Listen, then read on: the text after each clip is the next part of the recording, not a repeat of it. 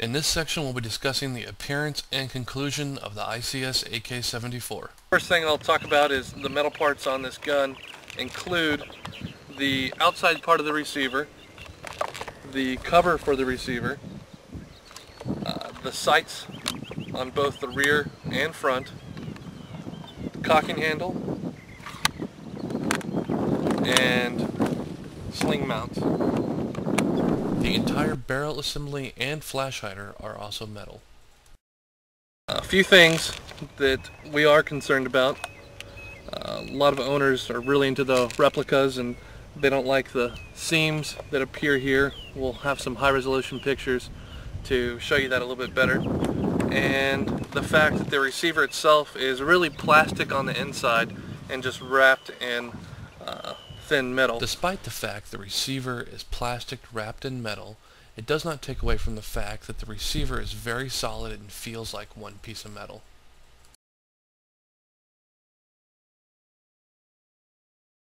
It's got normal AK operating procedure. The first notch is your safety, second is fully automatic, third is semi-automatic.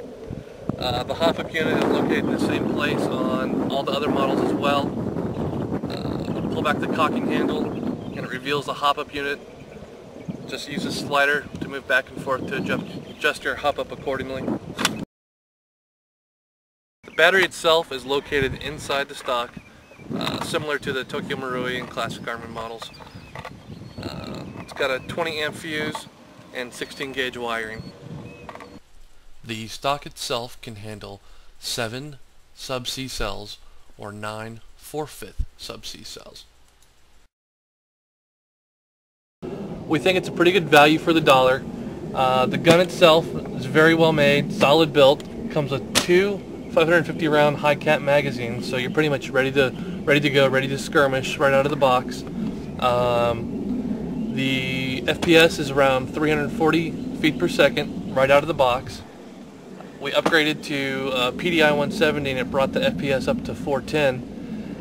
There are a few concerns, as we mentioned, being the piston head, and plastic spring guide maybe being prone to breakage, premature breakage.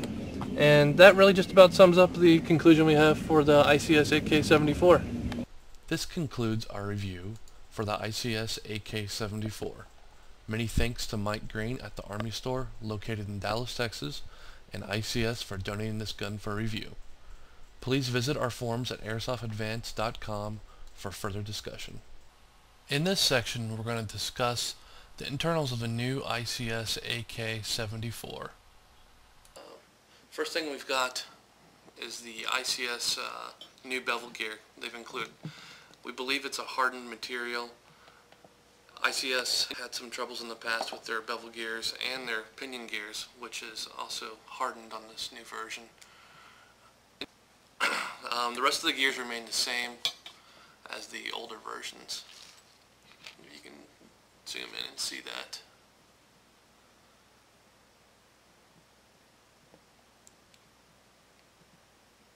Okay. Can zoom in, take a look at the motor, I guess.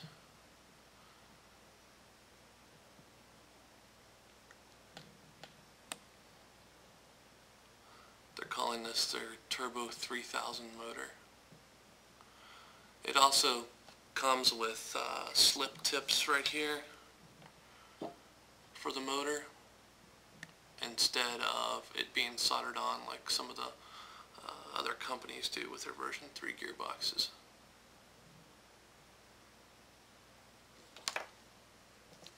Piston itself is able to achieve pretty high FPS, has good air seal with the stock spring, and it does come stock assembled like the Tokyo Marui with the attached spring, able to achieve about 340 feet per second using .20 BBs. The piston itself does have some concerns, being the durability.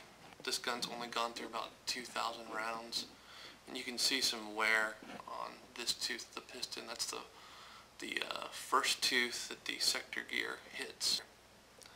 The piston head itself also has a bit of flash molding from the plastic right here. I've got some pictures, some high resolution pictures of it so you can see it closer.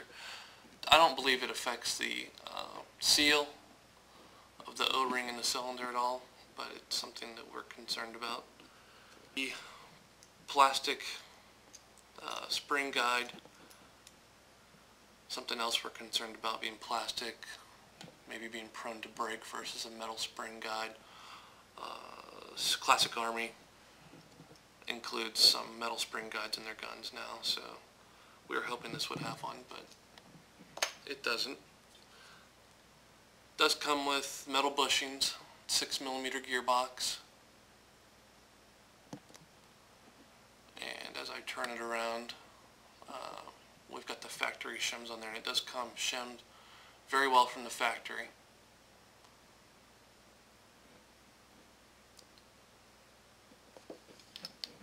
And then really only the last noticeable thing is the metal from the selector part of the gearbox. It's made from some fairly cheap metal. It's lightweight. The metal itself, what they call pot metal, we don't think it's going to be prone to breakage because it's not a very high stress part, but we do express some concern over that. That just about sums up the section for the internal review.